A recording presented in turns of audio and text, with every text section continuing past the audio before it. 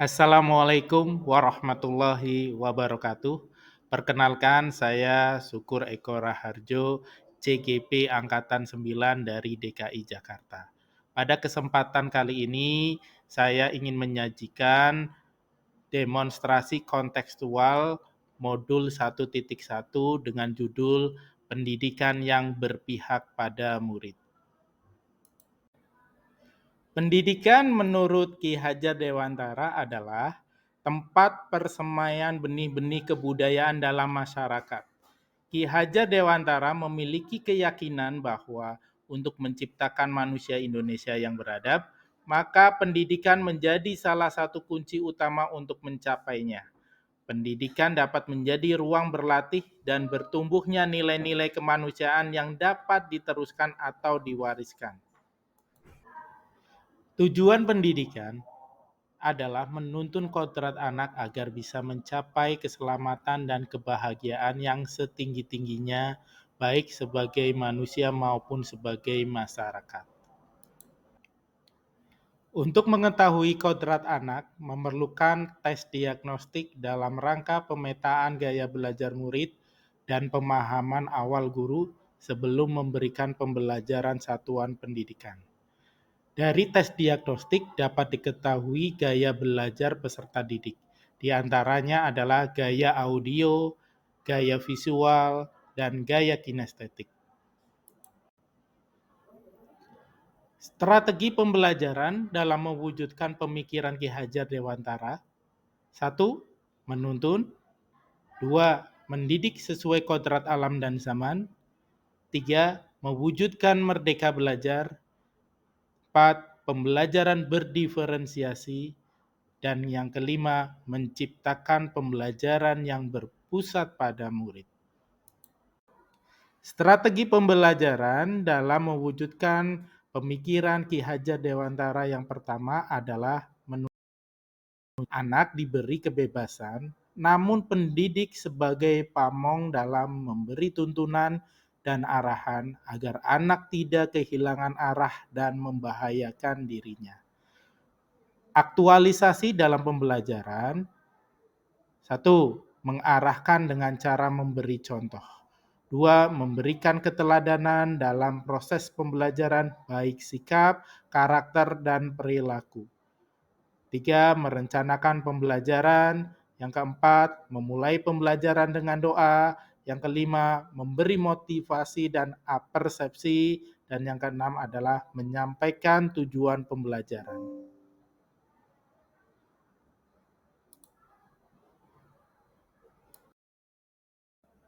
Strategi yang kedua adalah mendidik sesuai kodrat alam dan zaman. Pembelajaran tentunya harus sesuai kebutuhan dan disampaikan dengan cara kekinian. Bentuk aktualisasi pembelajarannya adalah yang pertama, memahami sifat dan latar belakang peserta didik. Yang kedua, memahami kemampuan peserta didik. Yang ketiga, menekankan anak untuk memiliki keterampilan abad 21 dengan melihat kodrat anak Indonesia sesungguhnya. Yang keempat, menggunakan internet dalam proses pembelajaran. Dan yang kelima adalah menggunakan LMS atau Learning Management System dalam proses pembelajaran.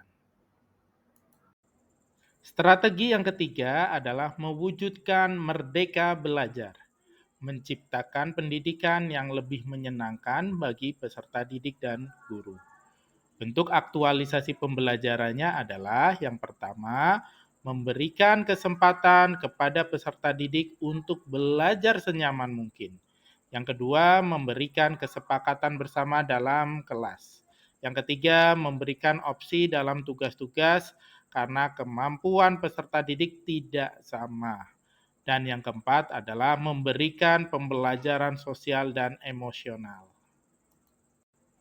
Strategi yang keempat adalah pembelajaran berdiferensiasi. Ini maksudnya adalah bahwa setiap peserta didik difasilitasi untuk mengembangkan potensi terbaiknya sesuai dengan minat dan keahliannya. Bentuk aktualisasi pembelajarannya adalah yang pertama, memberikan proses pembelajaran sesuai kemampuan dan kebutuhan peserta didik. Dan yang kedua, memberikan model pembelajaran dan evaluasi yang bervariasi.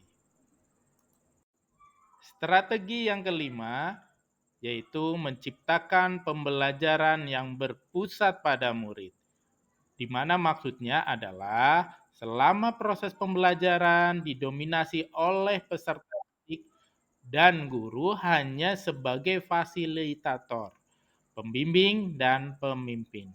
Bentuk aktualisasinya adalah yang pertama, guru sebagai fasilitator, yang kedua, peserta didik membentuk kelompok dan berdiskusi secara kelompok. Yang ketiga, peserta didik memaparkan hasil diskusinya. Yang keempat, peserta didik merefleksikan pembelajaran yang sudah dilakukan. Yang kelima, guru memberikan penguatan tentang pembelajaran yang sudah dilakukan.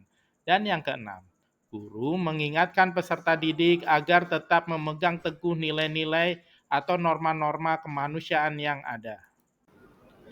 Dari 5 strategi pembelajaran dalam mewujudkan pemikiran Ki Hajar Dewantara, tentunya sesuai dengan semboyan yang dicetuskan oleh Ki Hajar Dewantara, yakni Ing Ngarso Sung Tulodo, Ing Madyo Mangunkarso, Tutwuri Handayani.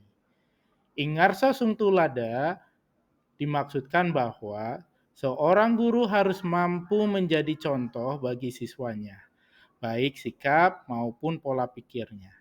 Anak akan melakukan apa yang dicontohkan oleh gurunya.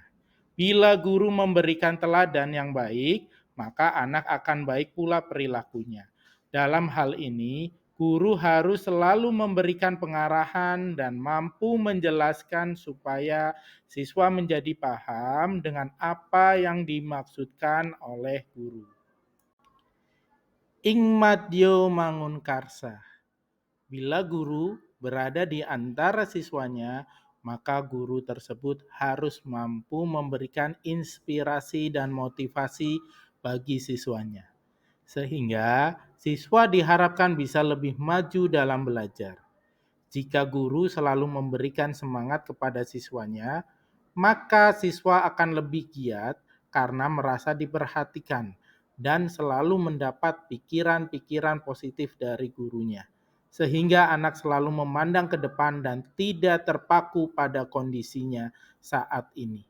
Semboyan ini dapat diwujudkan dengan cara diskusi. Namun, syarat yang harus dipenuhi adalah semua siswa atau mayoritas siswa harus paham atau menguasai materi diskusi. Jika siswa tidak menguasai, maka diskusi tidak akan berlangsung karena hanya akan berlaku semboyan pertama, yaitu Ing Ngarso Sung Tulodo yang di depan memberi contoh. Semboyan yang ketiga dari Ki Hajar Dewantara adalah Tutwuri Handayani. Ini dimaksudkan bahwa apabila siswa sudah paham dengan materi, siswa sudah pandai dalam banyak hal, maka guru harus menghargai siswanya tersebut. Guru diharapkan mau memberikan kepercayaan bahwa siswa dapat melaksanakan tugasnya dengan baik. Guru tidak boleh meremehkan kemampuan siswa. Semboyan ini diwujudkan dengan pemberian tugas ataupun belajar secara mandiri atau pengayaan.